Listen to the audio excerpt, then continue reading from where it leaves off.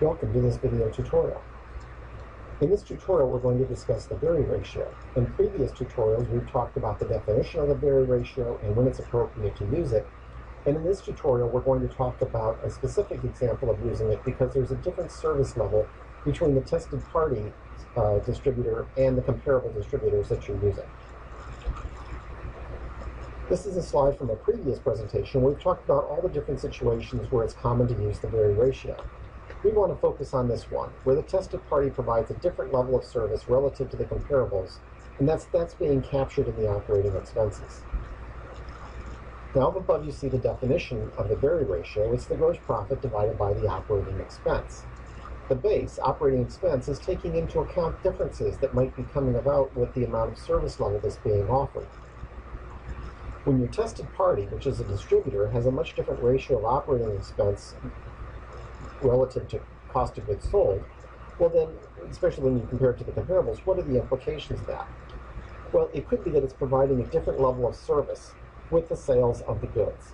It's not only selling the goods, but maybe it's providing a lot of technical advice on how these goods should be used and how the product can be used within the client's process. It may be that they're explaining how the product works or ways to use it in ways. Or it could be the other extreme. It could be that we have a tested party who provides almost none of these services, and that our comparables provide a level of service that's higher. We just need to get them all onto the same plane.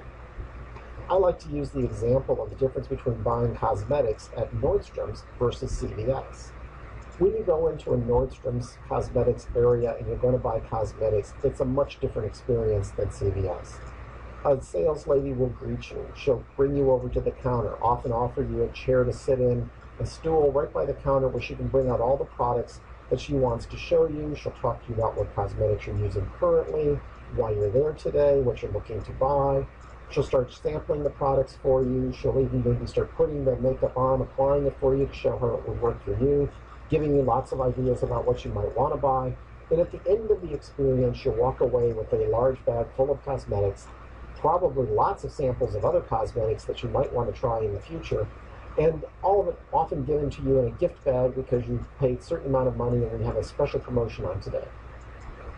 The experience at CVS, a pharmacy across the United States, is much different. You walk into the CVS and the service level is largely to say, oh, if you'd like cosmetics, they are on aisle 1, please help yourself. And no one's manning aisle 1 to tell you what all the products are. You simply look for the products you want, pick them up, take them to the counter, where a nice person rings them up, and you leave. It's a completely different service level. The gross margin at a Nordstrom's would have to be much higher to cover all of the costs of that additional service. And the numbers bear that out.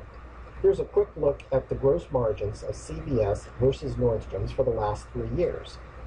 And you can see it's very compelling. Nordstrom's has a much higher gross margin relative to CVS because it's got a completely different sales operation.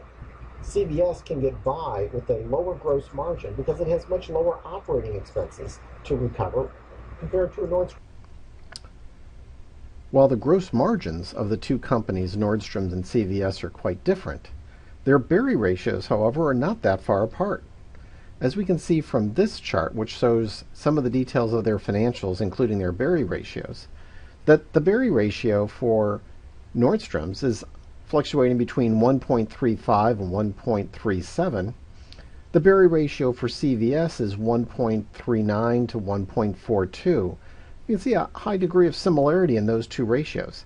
Had you looked at the operating margin, say for Nordstrom's, if we just look at that last year, a profit of 1.3 divided by 12, so that's going to be an operating margin of somewhere in excess of 10%. Whereas if we looked at CVS and a profit of 7 divided by 123, that's going to be a number less than 6% probably. So the operating margins could be quite different, but the Berry ratios are showing much more similarity.